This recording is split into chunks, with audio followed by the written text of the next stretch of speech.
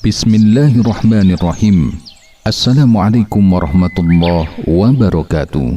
Alhamdulillahi rabbil alamin. Wassalatu wassalamu ala nabiyyina Muhammadin wa ala alihi wa sahbihi ajmain. Amma ba'du. Kaum muslimin yang dirahmati Allah, di tengah masyarakat kita sering kita mendengar berbagai kisah luar biasa yang disandarkan kepada tokoh-tokoh besar dalam Islam, termasuk kepada Syekh Abdul Qadir Al-Jailani rahimahullah. Kisah-kisah ini beredar dari mulut ke mulut, dari buku ke buku, bahkan dari majelis ke majelis. Sayangnya, sebagian besar kisah itu tidak memiliki dasar yang sahih, bahkan mengandung unsur kedustaan dan kesyirikan yang sangat berbahaya bagi akidah.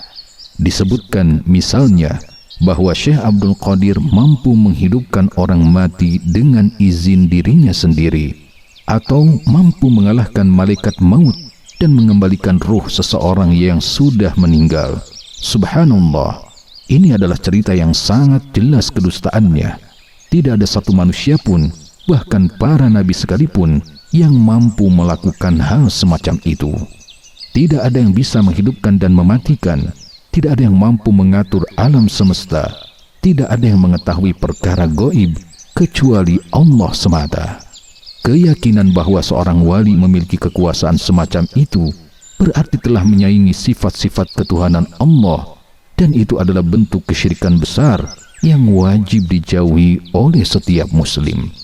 Padahal Syekh Abdul Qadir Al-Jailani adalah seorang ulama besar Ahlus Sunnah, seorang faqih dari madhab Hambali, dan tokoh yang dikenal dengan ilmu, ketakwaan, dan istiqamah di atas sunnah. Beliau sendiri berlepas diri dari segala bentuk pengkultusan yang berlebihan yang dinisbatkan kepada beliau.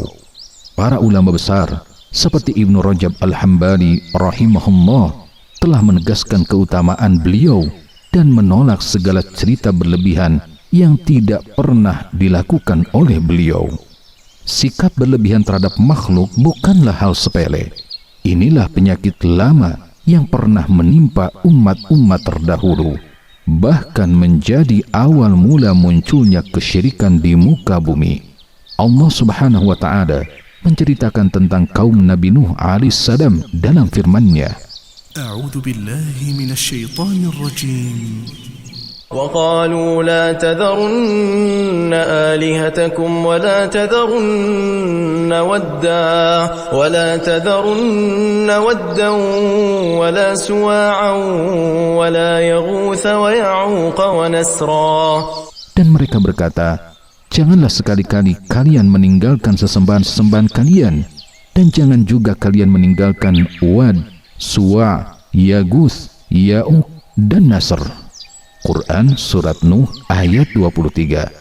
Dalam tafsirnya, Ibnu Katsir rahimahullah menjelaskan bahwa nama-nama itu awalnya adalah orang-orang soleh yang dihormati.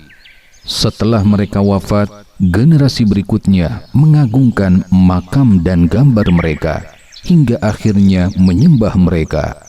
Maka dari pengagungan itulah lahir kesyirikan pertama kali di muka bumi. Rasulullah SAW pun telah memperingatkan kita dengan sangat tegas dari bahaya ini. Beliau bersabda, Iyyakum wal ghulu, fa innama halaka man kana qablakum bil ghulu. Jauhi oleh kalian sikap berlebihan, karena sesungguhnya yang membinasakan orang-orang sebelum kalian adalah sikap berlebihan. Hadis riwayat Ahmad dan Al-Hakim yang disahihkan oleh Syekh Albani.